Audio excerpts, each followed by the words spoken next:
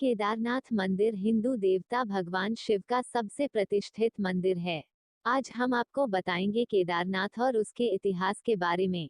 केदारनाथ मंदिर भारत के 12 ज्योतिर्लिंगों में और पंच केदारों में से एक है। पंच केदारों में केदारनाथ, मध्य महेश्वर, तुंगनाथ, रुद्रनाथ और कल्पेश्वर शामिल हैं। केदारनाथ मंदिर छोटा चार धाम का भी एक हिस्सा है। केदारनाथ मंदिर 1200 वर्ष से अधिक पुराना है और समुद्र तल से 3583 मीटर की ऊंचाई पर स्थित है। यह गढ़वाल हिमालय पर्वतमाला की गोद में रखा गया है। केदारनाथ मंदिर कार्तिक, अक्टूबर, नवंबर के पहले दिन बंद हो जाता है और हर साल वैशाख, अप्रैल, मई में खुलता है। सर्दियों के दौरान केदारनाथ मंदिर की पंचमुखी प्रतिमा को ऊखीमठ तक ले जाया जाता है और जहां अगले 6 महीने तक देवता की पूजा की जाती है। यह मंदिर मंदाकिनी और सरस्वती नदियों के किनारे पर बनाया गया है। केदारनाथ मंदिर को लेकर दो कथाएं प्रसिद्ध है। पहली पुराण कथा के अनुसार हिमालय के केदार श्रृंग पर भगवान विष्णु के अवतार महतपस्वी नर और नारायण ऋषि तपस्या करते थे।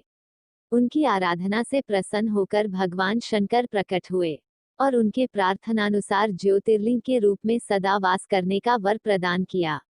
दूसरी कथा के अनुसार महाभारत के युद्ध में विजयी होने पर पांडव भ्रातृहत्या के पाप से मुक्ति पाना चाहते थे। इसके लिए वे भगवान शंकर का आशीर्वाद पाना चाहते थे, लेकिन वे उन लोगों से रुष्ट थे। भगवान शिव पांडवों के इस भ्रातृहत्या से नाराज थे, इसलिए भगवान शंकर अंतर्ध्यान होकर केदार में जा बसे। लेकिन पांडव भी उनका पीछा करते करते केदार पहुंच ही गए। भगवान शंकर ने तब तक भैंसे का रूप धारण कर लिया और वे अन्य पशुओं में जा मिले। पांडवों को इस बात का संदेह हो गया था, अतः भीम ने अपना विशाल रूप धारण कर दो पहाड़ों पर पैर फैला दिया।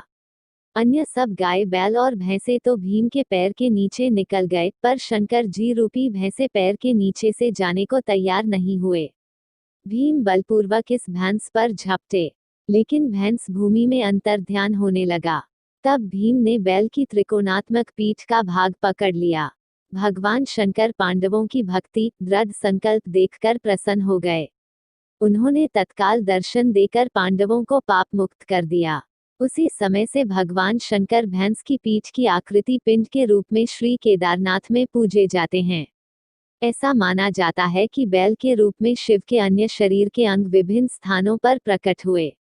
केदारनाथ में बैल का कुबड़ पाया गया, मध्य महेश्वर में नाभि, तुंगनाथ में भुजाएं, रुद्रनाथ में मुख और कल्पेश्वर में जटा। इसलिए इन्हें सामूहिक रूप से पंच केदार, 5 पवित्र स्थान कहा जाता है। यहाँ शिवजी के भव्य मंदिर बने हैं। ऐसा भी माना जाता है कि जब भगवान शिव बैल के रूप में अंतर्ध्यान हुए तो उनके धड़ का भाग काठमांडू में प्रकट हुआ। अब वहाँ पशुपतिनाथ का भव्य मंदिर है।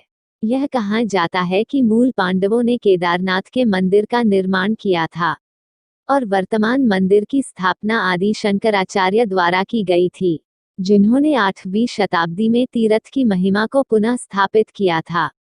मंदिर के पीछे आदि शंकराचार्य का समाधि भी है।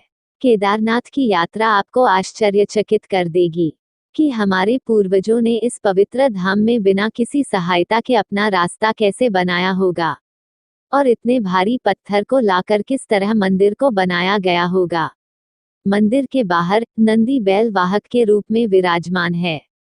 भगवान शिव को समर्पित विशिष्ट रूप से स्थापत्य केदारनाथ मंदिर को 1200 साल से अधिक पुराना माना जाता है। केदार मंदिर में पूजा के लिए एक गर्भगृह और एक मंडप है, जो तीर्थ यात्रियों और आगंतुकों की सभाओं के लिए उपयुक्त है। मंदिर के गर्भगृह में एक त्रिकोणीय आकार के लिंग की पूजा की जाती है। केदारनाथ के चारों ओर पांडवों के कई मूर्तियां हैं।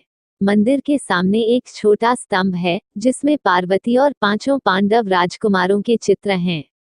केदारनाथ मंदिर में दैनिक पूजा अनुष्ठानों की शुरुआत सुबह 4 बजे महाअभिषेक के साथ होती है और शाम लगभग 7 बजे शयन आरती के साथ समाप्त होती है।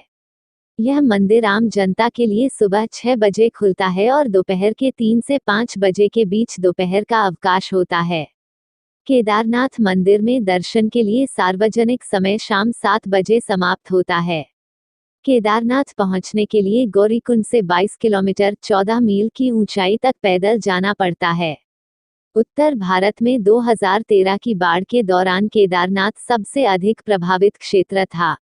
मंदिर परिसर, आसपास के क्षेत्रों और केदारनाथ शहर को भारी नुकसान हुआ, लेकिन मंदिर की संरचना को कोई नुकसान नहीं हुआ। इसके अलावा चार दीवारों के एक तरफ कुछ दरारें जो ऊंचे पहाड़ों से बहते मलबे के कारण हुई थीं। मलबे के साथ एक बड़ी चट्टान एक कवच की तरह मंदिर के पीछे आकर रुक गई, जिसके कारण मंदिर को कोई नुकसान नहीं पहुंचा। जिसके बाद इस चट्टान को भीमशिला का नाम दिया गया। आसपास के परिसर और बाजार क्षेत्र की अन्य इमारतों को भारी नुकसान पहुंचा। साल भर में हजारों श्रद्धालु यहां आकर भगवान शिव के दर्शन करते हैं।